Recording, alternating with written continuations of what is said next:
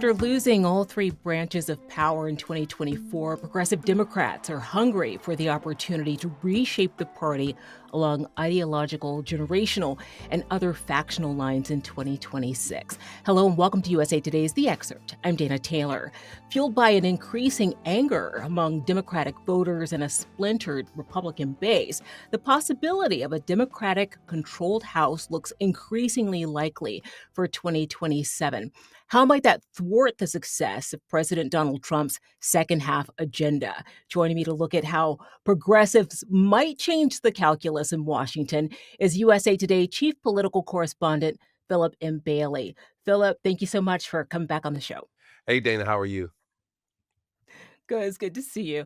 So let's start by looking at what some recent polling has revealed about how voters are feeling about President Trump and Republicans and Democrats in general. Well, look, for President Trump, now I guess 11 months since his return to power has really seen, I think, his approval numbers shrink to numbers that he didn't even see in his first term. Right? Poll after poll shows the American people are very frustrated with the lack of lowering prices.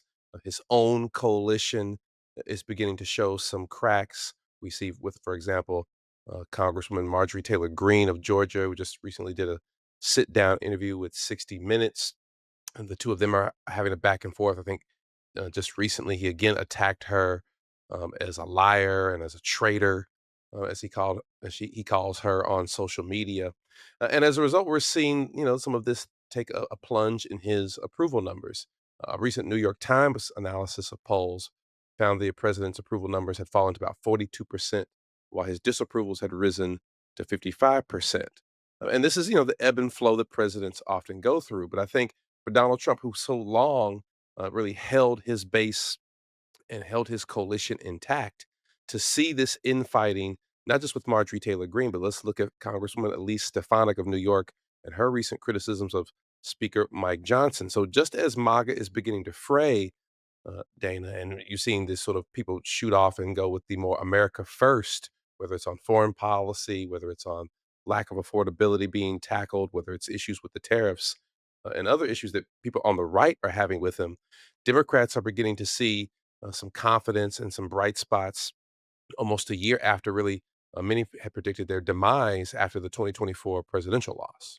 Philip, anger among voters is a big theme in your recent analysis. What's the political backdrop to this? What are you hearing from voters?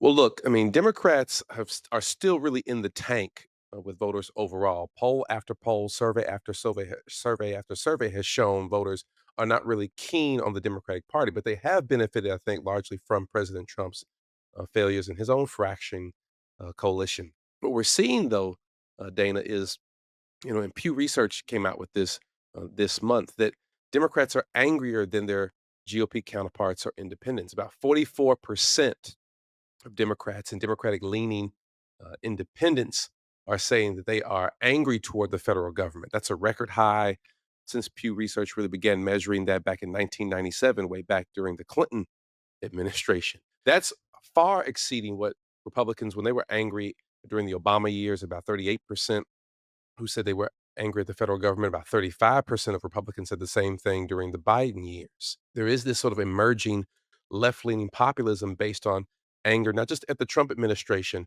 but anger overall at the cost of living and other issues in the United States. So it's not just focused on Donald Trump. There's a wide range of things that Democrats and their allies are angry about. And that's going to show up, I think, first and foremost in these Democratic primary seasons, right? Those are the races that are going to really determine what the Democratic Party of the future is going to look like.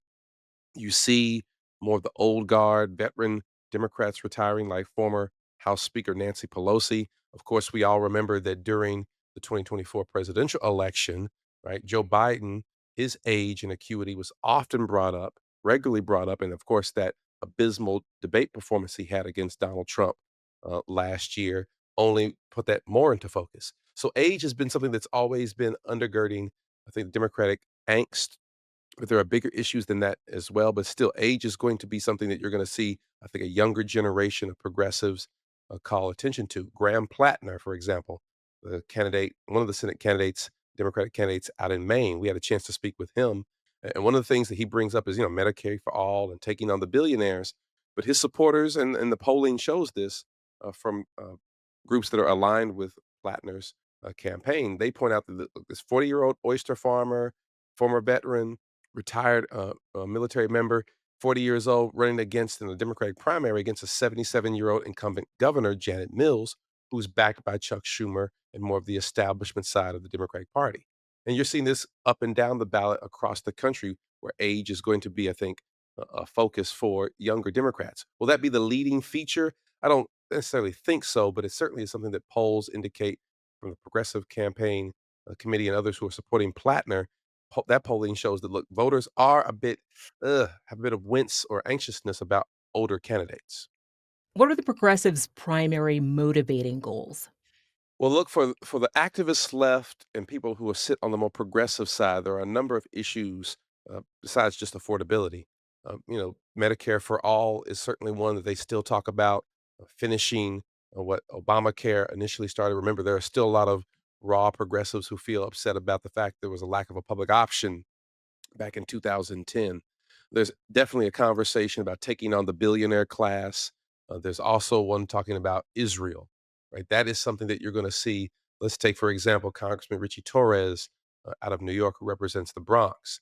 He's facing challengers who are straight up saying, look, his not only his lack of action on affordability, lack of action maybe on taking on Donald Trump more aggressively, but they point to Torres's rabid support and open support for Israel. And that has something that was a major issue for people on the left during the 2024 presidential campaign. I think you're going to see a lot of these younger candidates running for Congress, running for Senate, running on the Democratic side, mentioning what happened and what took place in Gaza, Israel's war there. That's something that I think both unites, oddly enough, the MAGA base and parts of this new emerging progressive base as well. So you're going to see a lot of Democratic incumbents who might have been used to supporting Israel with no problem whatsoever, maybe hearing some wrangling from folks on the outside and the activist ranks. But those folks are now on the inside. They're coming into these primaries, and there's a shift on the Democratic base when it comes to Israel, when it comes to what happened in Gaza. And I think for a lot of incumbents who may be caught flat footed or who have a history of supporting Israel,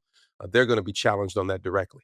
Philip, do you think progressive Democrats are influencing messaging by Republicans running in the midterms?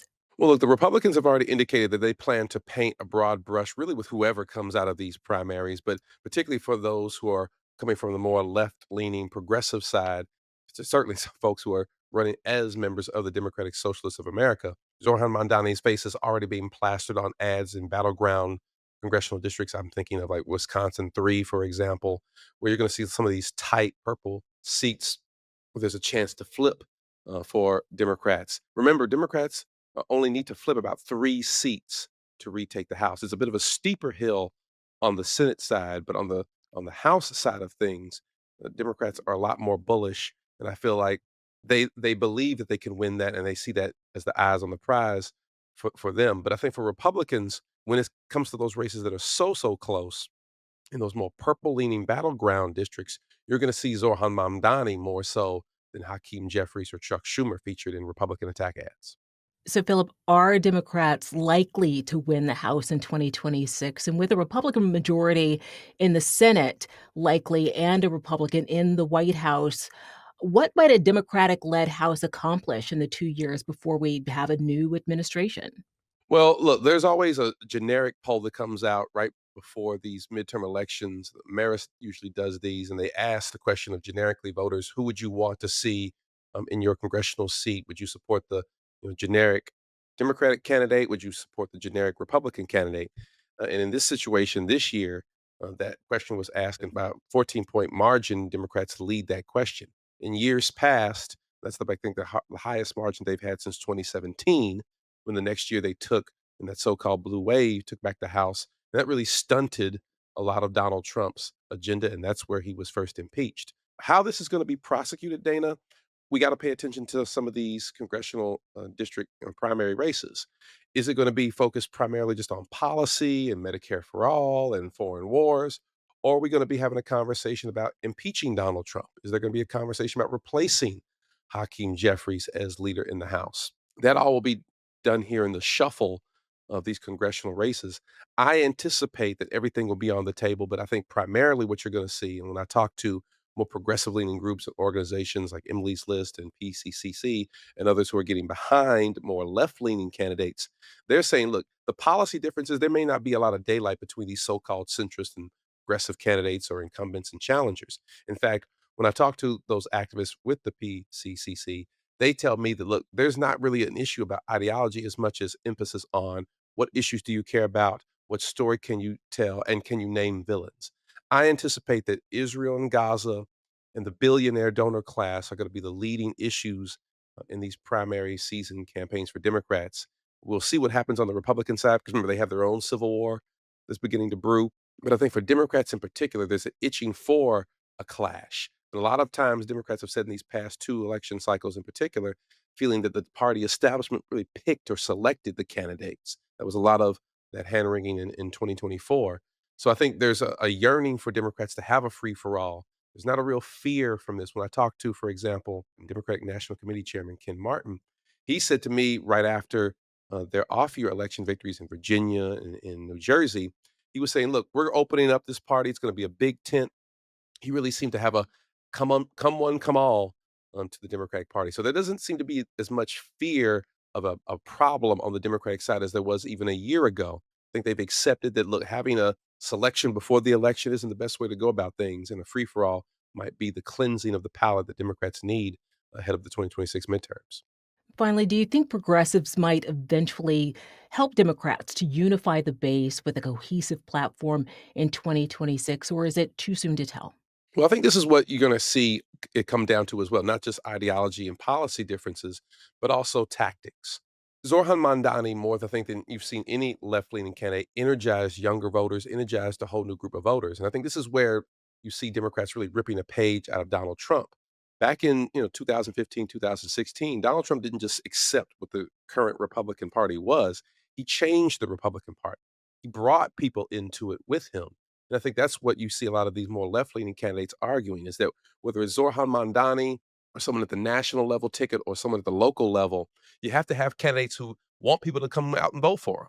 You can't just have these sort of stale, older Democrats who sort of want to go by the process, go by the rules. And I think when you see these more Gen Z, millennial candidates, even some Gen X Democratic candidates running, they're running with the emphasis on we have to do things differently. I think, again, talking to Graham Plattner out in Maine, his point to me was you can't expect to change a system and have the very same people who've always existed in that system change it.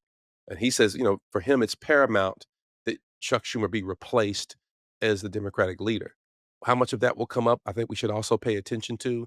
But I do think that we're going to see Democrats take some urgency from these new candidates who are going to bring in new voters. We'll see how, of course, how these primaries lay out. Not every primary challenger, left-leaning primary challenger is going to win. We're going to see some incumbents with their name ID and their sort of bread and butter tactical efforts prevail in some of these primaries.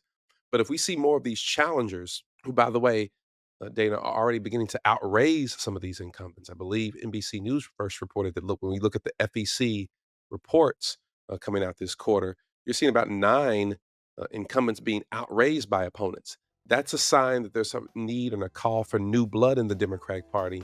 I think it hasn't heard from its constituents, from its base in a while now. That base is angry. They want change. Things cost way too much. And some folks are going to lose their job as a result. Phillip Bailey is a USA Today chief political correspondent. It's always good to talk to you, Phillip. Dana, as always, thank you. Thanks for watching. I'm Dana Taylor. I'll see you next time.